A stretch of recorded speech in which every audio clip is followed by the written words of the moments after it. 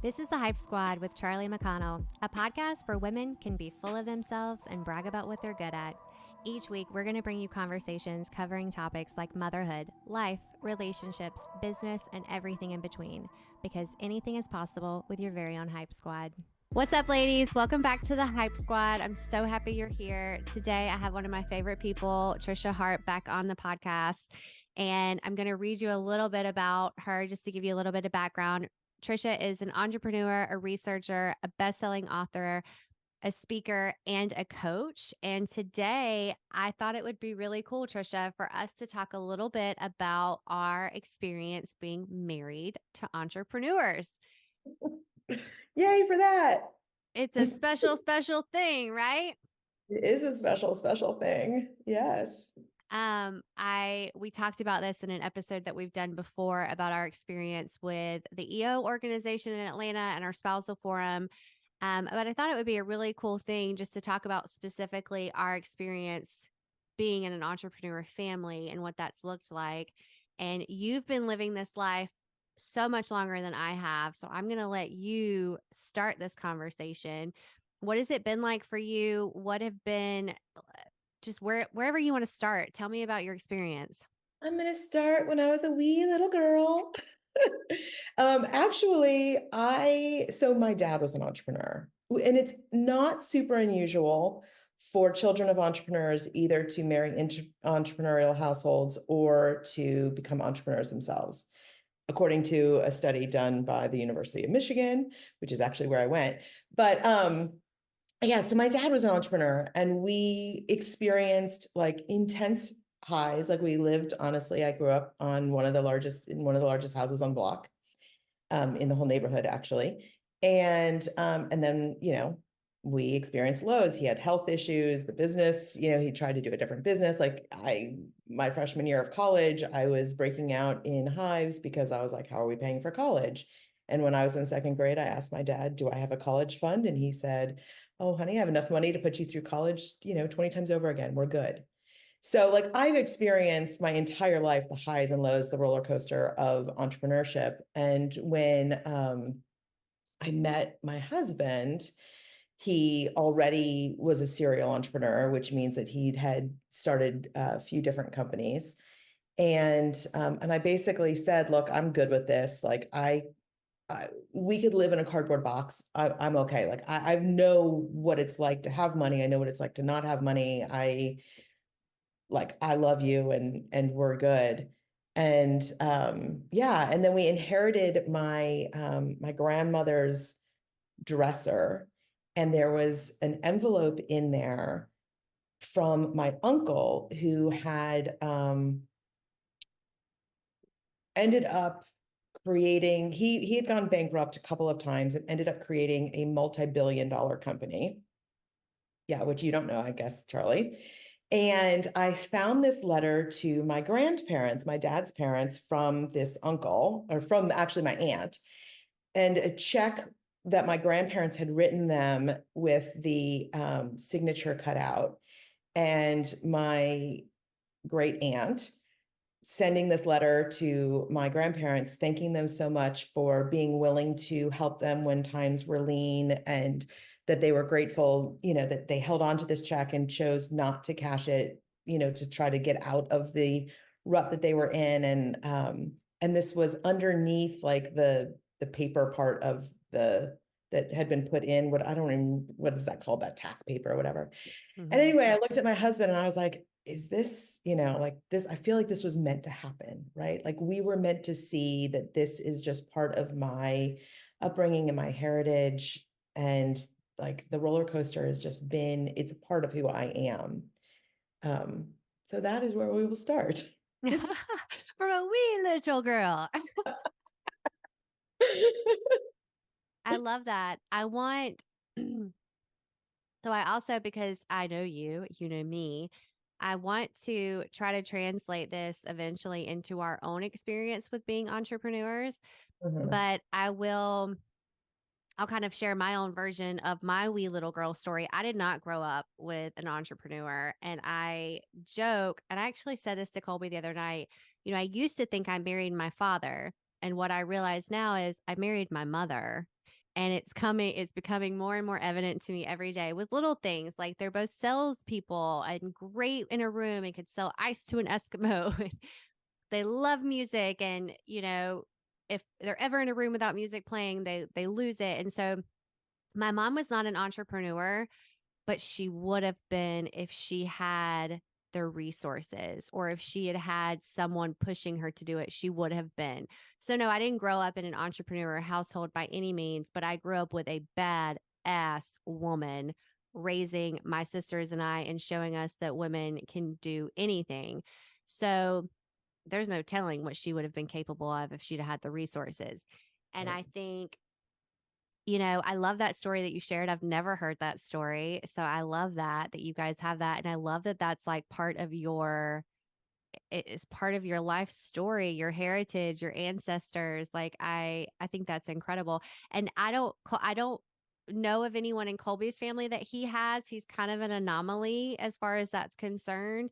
So very different paths from both of us as far as what we experience. So let's go back into I know that you and Derek have been married for a really long time. Were you there in the beginning before entrepreneur stuff ever happened? Were you there for the entire ride? Let's talk about that.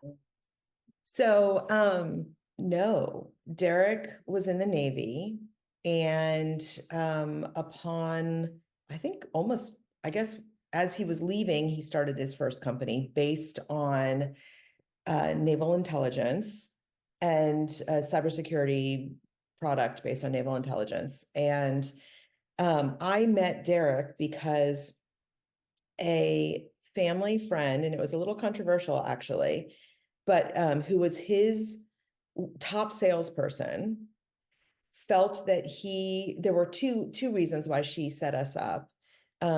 He reminded her of my dad, with three reasons, I guess. He reminded her of my dad because he's a mensch, like he's a really good person, right? Like just a good person. And she knew that I had a strong personality and could handle his strong personality and wouldn't be railroaded by him. And he had big dreams, and she knew I wouldn't be intimidated by his big dreams. So she set out, and so the controversial part of our connection is that she was a rabbi's wife, and my husband is not Jewish. And so she really went beyond a comfort zone, I suppose, in our community to set me up with my husband, and didn't just try a little bit. She tried, she worked at it, She wanted to set me up. I had just gotten out of an engagement, and I was like, give me 6 months. Ran into her 6 months later. She's like, I'm going to set you up with my boss, right? My mom called her up and said, is there no one in the congregation that's Jewish that you could set? I mean, it was a thing, but she set us up. And honestly, in that first conversation that I had on our first date, I didn't realize until I was home later that night, having a conversation with another guy that she had set me up with based on the pushing of my mom, that definitely was not going to work out. But he was a very nice guy. And I said, wow, this is the very first time in my entire life I've had a conversation with a man where I did not say anything self-deprecating. And it was huge light bulb for me. And I didn't even know, after I'd broken off my engagement, I'd started dating all these guys, and I knew I needed somebody who could handle my strong personality. And so I would talk about sex, and I would talk about death, and I would talk about religion, and all these really big topics. And these guys would be like, oh, yeah, oh. And I would say something like, oh, don't mind me, I'm just morbid. I'm not really morbid. I just like to talk about things, right? Like I like to get deep. And it wasn't until later that night that I realized that this was the first conversation I'd ever had with anyone that I'd been dating, that I didn't say anything, self-deprecating about myself to make them feel better. And yeah, the rest, I mean, literally, we went out Tuesday, we went out Thursday, I went to his house on Friday, and that was it. We were getting married. So I'm going to try to share our tip for I diverted somewhere in there to a different topic, but whenever I'm just going to try to keep us both on par. So So when I met Colby, I love sharing this story. Like he was, and I say it like this is the simplest way to say it. He was slinging a hammer. Like he was fixing up houses. He was an auctioneer, which people always love that tidbit. He is still an auctioneer and can do the whole voice and the whole thing. He was doing antique auctions. He had started his own auction company. He was renovating houses. He was like a jack of all trades. He was doing all kinds of stuff. And I was in college. I was going to Florida State. Um, and when we met, I remember saying to him, like, I hope you're okay with being a house husband because I'm going places. Like this, I'm going to be the breadwinner. That's who my mother raised, right? Was to be that strong female personality. And as far as where we were tit for tat, I was going to be the breadwinner. Like I was the one going to college. Like it's just the way it all started.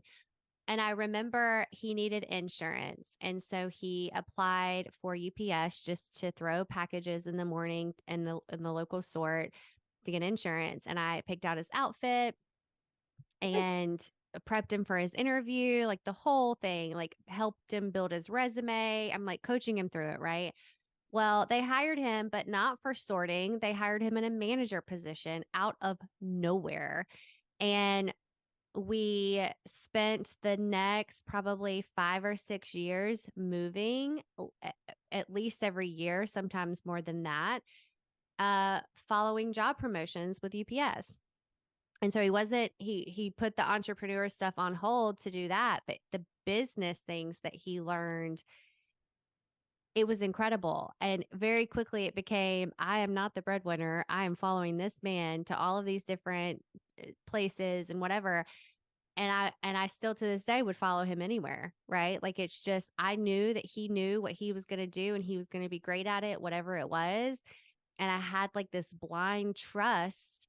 And now, because it was blind then, I didn't know that he could do everything. I just felt this intuition that this is going to be okay. Like we're going to be fine. Now it's not blind anymore. Now I've seen him do it. And my faith is, tenfold, 100-fold, whatever. But he was, I say it all the time, like we started from the bottom, now we're here. And that is like an ongoing thing. We both worked at restaurants, Italian restaurants. All we did was eat Italian food for like the first 2 years that we lived together. We lived in low income housing apartments in Panama City because we couldn't afford rent. And we drove my little beat up Corolla. I started with him there and I always say like, buddy, I've been here for this whole thing. Like we could not have done this without each other. So that was kind of how we started. I kind of went a little bit ahead, but let's talk about, I don't know. There's so much to talk about with you and Derek, but maybe digging into your first entrepreneur adventure together. You want to go there and talk about how that was? Sure. I mean, gosh, that's a long story too, right? Like our first entrepreneurial venture together, I worked with adults with developmental disabilities for 18 years. I have a sister with developmental disabilities, so that was sort of the natural way of things. Right out of college, I helped found an independent living program with somebody up in Michigan, and moved back to Ohio and was working at the county board and really wanted to get, like, we did this exercise that I've got in my book, like the goal setting exercise, right? And I knew that I wanted to get either my PhD or, at least a master's.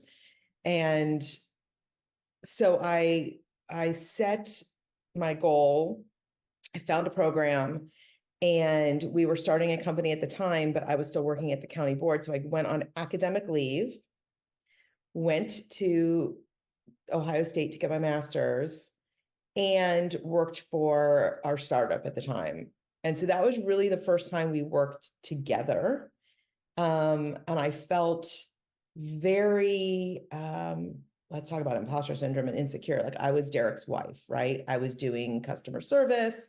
There were all these people around me who seemed to have all this business acumen and could do all these things. And, and so the whole time I was getting my master's and feeling like, God, I'm really bad at this, like there's all these people that are doing these things and I'm not inspired, really is what it came down to. I wasn't inspired. Fast forward, we moved to California to, whatever. We moved to California. The company's still going in Ohio. And I finished my master's degree. I think that company ended, right? Like we didn't sell it. We couldn't keep it going after a while. And I started in a job working again I was creating a program. People were coming out of an institution. I was creating a day program for adults with developmental disabilities from scratch, right? So it was an intrapreneurial venture, right? So I had the resources, but it was still my program. And I remember at that time thinking to myself, how can I do this and do this exceptionally well, right? Like I had all these parents and all these people going, wow, you're really good at this. But yet when I was working at our startup, I felt like a moron, really. Like that's how I felt. I was an uninspired moron and I just didn't feel good about it. And yet here I was creating something from scratch on my own, even though I had the resources behind me. Anyway, it was really eye-opening for me. And then I had a baby and our company went under.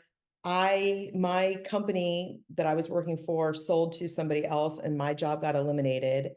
And suddenly, like, we were both just free without anything, meandering. And so we became nomads. Derek won through EO this trip to Europe. And then anyway, things just sort of happened. And this is what I love about being married to an entrepreneur. And this was really when I realized that being married to an entrepreneur is more than just the highs and the lows. It is being married to somebody who is creative and problem solver and willing to sort of go beyond normal, right? And I could either follow his flow, follow my own flow, put a stop to this. Like I had a choice in this matter. So he won this trip and went to Europe and we put our stuff in storage because we were living in an apartment in California. And then I flew and spent time with family while my little one was very little. And then we spent the next year and a half from the time our baby was 6 months old to the time he was 2 without a home. So we call it sans casa. And we spent 6 weeks up in Northern California running a bed and breakfast for some friends. We spent over a month in Portugal, traveling around and, with our families. We spent 3 months down in San Diego, starting a game company. I mean, we just made the most of this very weird time and we were nomads, like we were sans casa. And so it's sort of, that whole saying, it's about how you react to life or how you respond, it's not about what happens to you, it's how you respond to it. And it was a really, really, really challenging time emotionally as other things were going on in our lives. But I was wicked proud of how we responded to it. And we created this adventure out of this challenging time period. So much so, like on my coffee mug, it says something about adventure. Is that what it says? Adventure? No, wait, I don't know. Somewhere it says, yeah, a life full of adventure, right? And that is how I feel about being married to an entrepreneur. And I'm not just along for the ride, like I am fully in it, right? Like whatever happens, we are in it together and it's an adventure. And that's how I look at it. And it's been just an incredible ride. I love that story. And we just we just went on an RV trip for spring break and I did not want to come home. Like I could have lived on that RV for months, and maybe one day we will. So I love that you shared that. It really We're landed for doing me. that too. It's on the bucket list. Oh, it's Totally. incredible. You have to really like your partner to be able to do that. Yeah, you But do. we are both in relationships that we're very fortunate that we really like our partners and have great relationships and such. But I think one of the things that I've learned, Colby and I have never been in business together. And I'm going to be perfectly honest with you. I don't know that I know that I'm not ready for it. It's on the horizon. It will happen one day. We have worked with businesses very close, kind of parallel to each other, but not directly with each other because we're very, very different. And a part of me is not concerned, but just not really prepared for what that's going to look like, how to take the hat on and take the hat off. And I will say, I look forward to it, but he is such, and I know you can say this about Derek too. Colby is such a phenomenal coach. And when I started my own business back in 2020, he coached me through all of it. And it it was not easy. It was not easy for my super independent, strong-willed brain to accept this from my husband. I mean, my mother, God love her, but she did that to me. And it was such a big challenge, but also such a practice in humility for me to remember that I don't know everything and he knows a lot more than I do, especially in this avenue, and to trust and to listen and to do my homework and to show up. And so we've actually gotten really good in these coaching containers that he's coaching me in business, putting my hat on as a business owner and taking the wife hat off. Like we are not partners. We cannot talk about home life, nothing like that. But I will say, as far as his entrepreneur like journey, it is so like, first of all hands on deck. Like in the beginning of starting a business, you may not have a job title as a wife, but girl, you're working, like you're helping, you're, whatever the business may be, like it's a family affair. And as an entrepreneur in a brand new business, you don't have money to hire people right away. If you do, that's wonderful, but that's not the case for most people. And so everyone starts contributing. It becomes very quickly a joint effort. And entrepreneurs, they need a level of support at home that is, it's hard Significant. it's hard to quantify, right? Like because it is so scary and it's so stressful and you've got the weight of the world, and if you do have employees, it just adds to it. You're now responsible for all of these other families. And to really fulfill that role of a spouse of an entrepreneur, for anyone listening, is that you kind of become a coach on your own by being married to an entrepreneur, right? Would you agree with that? Oh, absolutely. Well, certainly, I have this whole cheerleader philosophy, but yes. Well, and I kind of want to piggyback on your Colby coaching you, Mm-hmm. because as you were talking, I was thinking, Derek didn't really coach me. But then, well, wait a minute. Fast forward 15 years, right? My son just turned 15. And since COVID hit and we were focused, we decided to stop what we were doing. We were starting a company, another company, or he was, and I was just sort of helping, like you said, right? 100% of spouses do something. And actually, I have a whole research thing that I did where it shows that 60% of spouses in the study say that they have helped with the business to some degree or another. But when I interviewed people and I asked the question a little differently and said, in what way have you helped? 100% of spouses have helped, right? So Mm. there is that, like this recognition of I've contributed versus this, feeling like, yeah, I mean, I did something, right? Anyway, I digress again, but fast forward 15 years and the last 3 or 4 years since COVID, I've been really working, like as co-preneurs on a not-for-profit organization that we run together. And we are starting another new company. And for the first time in our married life, I am a co-founder of this company. Like I'm on the pitch deck that says who are the founders. There's three of us and we're splitting it, evenly. And I am an even split co-founder in the equity and all of it. And so this sense of like where I was back at the beginning of feeling like a moron and I didn't know what I was doing in business, but all these years, sort of, he has been coaching me, even though it's not been as um, orchestrated and detailed and, in this compartment that you and Colby have been, that Colby has been coaching you. I have gotten, a business degree in many ways. And it's, yeah, anyway, that was It just, sounds it sounds kind of like coaching by osmosis a little yes, bit. coaching by osmosis is a great term. Like Yes. witnessing him do it. And I do think there's so much power. And I my own experience is once Colby became an entrepreneur, I started to get the bug. Hmm. Right. I was staying at home with Sailor at this point and had, the company started way before we had Sailor. But when I started to get the bug, I was staying at home. I was a nurse before. Bedside nursing wasn't working for our family. So I was staying home with her.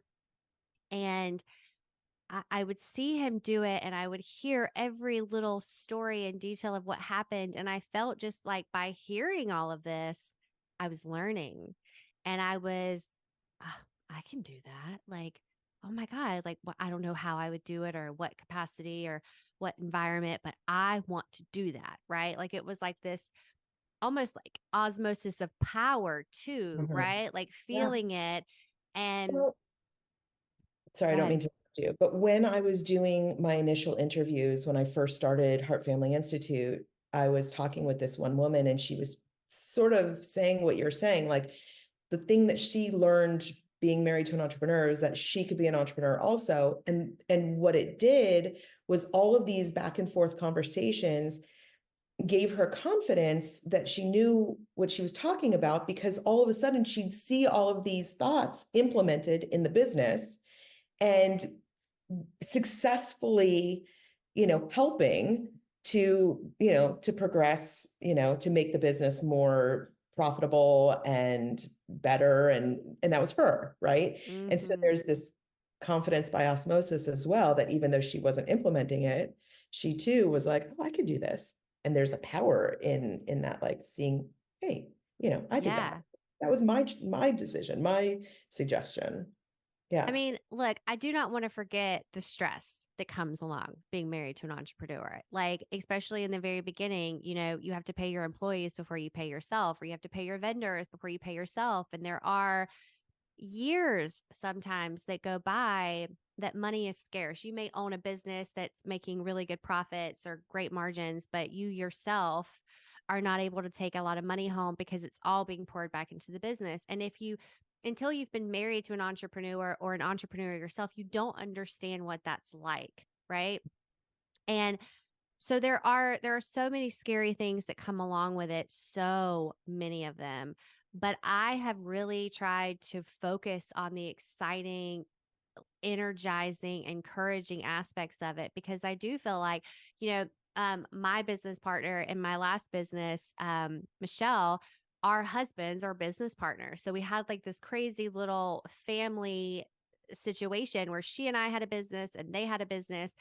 And one of the things that she taught me really early on is there is this aspect, and what she called it was pillow talk, where Mm. you might be thinking that you're listening to what's going on and you're giving feedback, but you're actually playing a role in this entire scenario, which is if you are married to an entrepreneur that's open with you and asking for your feedback, you're enacting change by giving it to him in this pillow talk format. And it's what I thought about it when you said that. Like you may be giving them suggestions that they're going back and implementing and they're working, and that like feeds you, right? And it wasn't until I had my own business that I could actually take all the stuff I had learned through osmosis and through coaching with Colby and implement it and show out, girl. And you were there for the whole thing. So you know exactly what I'm talking Amazing. about. But Yeah. I was able to actually say, like, I'm going to take everything that's useful from what I have witnessed, what I have heard, what I have been coached on, and I'm going to use what I want to use, and let's just see what happens. It was almost like this crazy experiment. And to this day, Michelle and I both are commended on the level of employees that we hired, the level of organization that we implemented, the SOPs that we put in place, standard operating procedures for anyone who doesn't know that acronym. And I needed, like, there's a reason why we're here today, right? Like, we had to go on this journey. We had to take all these steps and all these level ups. And I would not have been able to do what I'm doing now, to do what I have done so far, had I not been married to an entrepreneur. And while Mhm. it is scary and while it can go south very quickly, and if you're married to a serial entrepreneur, you know the ebbs and flows of the change and the turnover, but there is so much good that can come from it if you decide to see it and to embrace it and take it and do something with it, right? That's how I feel. No, absolutely. It's funny because when I first met Derek, I said, I'm a great number two, right? Like I can be a number one, but I'm a great number two. And I still stand by that because, I get asked all the time, about being an entrepreneur. And I feel like, and this is where imposter syndrome comes in, right? We talked about that before. I feel like I am entrepreneurial, right? Like it's in my blood and I am a great, like I can take the risk and I can do these things. But waking up, there's something about waking up every day and having that checklist of things that you need to accomplish and choosing whether or not to hit that or not to is a daily struggle, right? And also there's something that entrepreneurs do and they wake up and they know those things that they need to do to get to the next level. Well, there are a lot of days where I wake up and I'm like, well, like I'd rather follow the list that somebody else makes for me than make my own, like I've got to do these things to get to the next level. So yeah, it is scary and it is hard, but it's worth it, right? Like it's for Yeah. me, we have talked over the years, over the last 20 years of like, do I go back and get another job at this point? Do I go back and get another job at this point? Does he get a job? He's never had a job, right? And like, how employable are we at this point? And it is, but there is so much, like we work way more than a 9 to 5. Way, way, way more. It's like all the time. But we do have, times in place where we don't talk about work and, it's about the kids and, we're whatever about it. But, but the flexibility is incredible, right? Like there's tons of flexibility, but yet there's no flexibility. Yeah. Yeah. Right? Like we can craft our day, we can craft our month, we can craft our minute because we don't have a boss and our boss is just us, right? So we're harder on ourselves than potentially a boss would be. So there, like that's the scale. In Did I Yeah. divert? And I feel like No, every no, time no, you no. talk, my brain is like listening, but like coming up with all the different statistics that I've learned over the years. And this is a really difficult conversation for me to stay in a lane on because there are so many divergent thoughts and paths and experiences that we've both had that I am struggling with this conversation to just stay in one lane or like what's the question? I can't remember because my thoughts are all over the place. We might My need to do 10-year-old like has like a ADHD. series. Yes, Yeah. yes. Like maybe we need to choose a topic, stick with the topic because I am all over the place in my brain today. I think it's because there's so much to unpack with being a part of a family that has an entrepreneur in it in general, maybe, in whatever capacity. And maybe this is something that we do like a series where we come on and we talk about specifics. But I do want to go back to what you said about being a great number two. Um, I've heard that said by a lot of women that I know that are married to entrepreneurs. And I think that just in general too, like I would have said the same thing. I am a great worker. I don't want to be a leader. I don't want to be a manager is really the term I would always play. And I would always say that in the realm of like nursing. I didn't want to be a nurse manager. I just wanted to go to work and take care of my patients and come home and that be it. I didn't want the responsibility or delegation. I didn't want to do any of that. And that was always my story, always my narrative in my head. And while, yes, it was true at the time for nursing, it wasn't really who I was, but I just kept going back to that narrative. And then when I started the business, the first business, Tech Etch, which now I'm thinking I need to have Michelle on here and we need to go through this entire process. But if I haven't already aired that at this point, but I very quickly learned that I'm really good at those things that I said I never wanted to do. And it wasn't, if I hadn't paid attention to how Colby did it or seen him do it or seen how I would have maybe done it differently or dare I say better in my mind, I I needed to try it out to see. I needed to flex that muscle, if you will. And I realized that I was good at it. It didn't mean that it wasn't difficult. Like the delegation part of it is always going to be difficult because everyone always thinks you can do a better job than if you ask someone else to do it. That's just human nature in my experience. But I had a way, and part of that was coaching. I had a way of connecting with people and having really hard conversations and open communication lines and reading people. And I wouldn't have known that had I not explored that or seen someone else do it. And so, yeah, I do kind of feel like we've been all over the place, but I think whoever's listening to this will take what they need from it and leave the rest. I think Yeah. that there's so much to embrace with being married to an entrepreneur if you choose to see it. And then more than likely anyone listening to this that, is married to an entrepreneur, they've at least had the thought of, I could do that too. Or I don't want to touch that with a 10-foot pole. Like, I don't have the space for it. He's enough work or she's enough work, whatever. I'm not going to do that. So I love this conversation. There's so much more to be had, but I do want to come back to the hype list. And I want you to just like on a whim, give me, because this is the hype squad, we always do the hype list at the end of each episode, an achievement of yours, even though we've been talking a lot about our spouses, and then an obstacle that you overcame in order to get there. Okay. So an achievement of mine. So when I finished my master's, I went on to create my own survey tool because I had all these questions about entrepreneurs and their spouses, right? And that's a whole other conversation, a whole other topic. So I wrote this book, right, about the entrepreneurship marriage and the study that I did. And I had all of these people. I was living out in California at the time that I did this.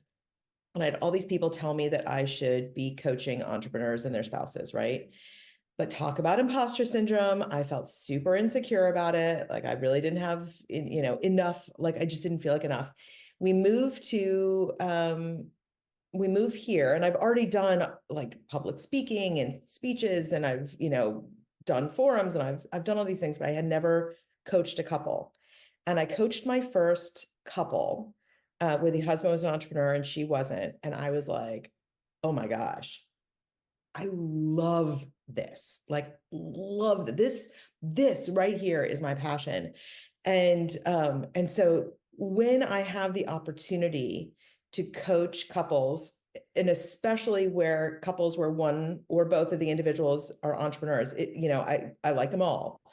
It is my favorite. Like my absolute, like I love all of my coaching clients, but what I feel like it is such a privilege to come into somebody else's relationship and tackle the questions and the challenges that they have. And when I say, in the beginning of my whatever, like the commentary that I have on my website that says I have this uncanny ability to what is it? You have the thing written down to hear people. You are the relationship translator. Yeah, no, that one was from an Understand individual people. coaching Yeah. client, but the uncanny ability to, Understand people. Here, I'll read it for you. She's been okay. deemed a relationship translator by previous clients. She has an uncanny ability to understand people, help people understand each other, and help people understand themselves. So that quote was said by my first couples coaching clients. And I was like, huh. And they'd been to therapy for years. And especially the husband, who's the entrepreneur, had been to therapy for years. And when he said that, I was like, oh, okay. So like really this whole relationship translator thing is I do have this bizarre ability because of my upbringing, because of being married to Derek, because of all of like the education and my studies and this data collection that I've done. I can look at a couple and I can hear both sides and I can give my own experience shares, and it's this amazing dynamic that happens, and there is actual change that I have seen over and over and over again. So it lights me up more than anything else and like feeds my soul, because I'm like, this right here in this moment is what I am really meant to be doing, because it's different. And it's not something that most people, even most coaches, I think can do, because they don't have the confluence of life experiences and knowledge that I do. And I have no idea what your question was, because I just got geeked up on that. I love that because this is the Hype Squad. And I say in the intro, like, I want you to tell me what you're good at. I want you to be full of yourself. I want you to brag. I want you to educate people. And you did that. You did that right there. And I loved every second of it. I was listening to you thinking, fuck yeah, like lit me up. Just any woman who's talking about what they're good at, I want more of that. Like, yes, please give me another. Um, so we're just gonna say that you answered that All right. perfectly. So much And so that every time I have a couples coaching client that I work with, after I am done with our session, I will go downstairs and I will say to Derek, I'm fucking great at this. I do that sometimes with Colby too. I'm like, this is what I'm meant to do. Like, I'm Yeah. fulfilling my destiny, my dharma. And I will tell you, for anyone listening who has not felt that sensation, keep searching for it, because Yes. it is the best feeling in the world to know that you're doing what you're meant to be doing. And I'm Trisha, you can say this too. I'm sure I spent a lot of time not knowing what that feeling was. What am I good at? I have no skills. I can't sing. I can't dance, like, whatever. I finally found my skill. I finally Yeah. found my niche. And I hope anyone listening to this either has found it or is well on their way to finding it, because Well, and if you it haven't found it, there are ways to find it, mhm right? Like that is actually a part of what life coaching is about, is mhm finding what it is that feeds your soul and that lights that, fire inside your mm, belly that gets you going. And I also want to say I don't do that full time, right? Like mhm I'm working with my husband on our other companies that are not in my wheelhouse, that are stretching my business acumen. And I do my coaching and my couples coaching, it's all sort of on the side, but together I am super fulfilled and my brain is working. And so even if what it is that you love that fills your bucket and that lights your fire isn't what you're doing all the time, are you doing enough of it? mm. That's a That's the great way to question I've been put it. asking myself a lot, is am I doing enough of it to make me feel that I, fulfilled? And I am. Trisha, I swear to you, talk to you all day, every day, because the feeling I get when I talk to you is like I know everyone that works with you as a coach gets. And I just love you. Thank you so much for coming on the Hype Squad today and getting hyped with us. Cannot wait to have you back on here. And I will put every way to find you and your workbook and everything that you guys are doing in the show notes. And I just love you. Thank you for Thank you. being you. I love you too.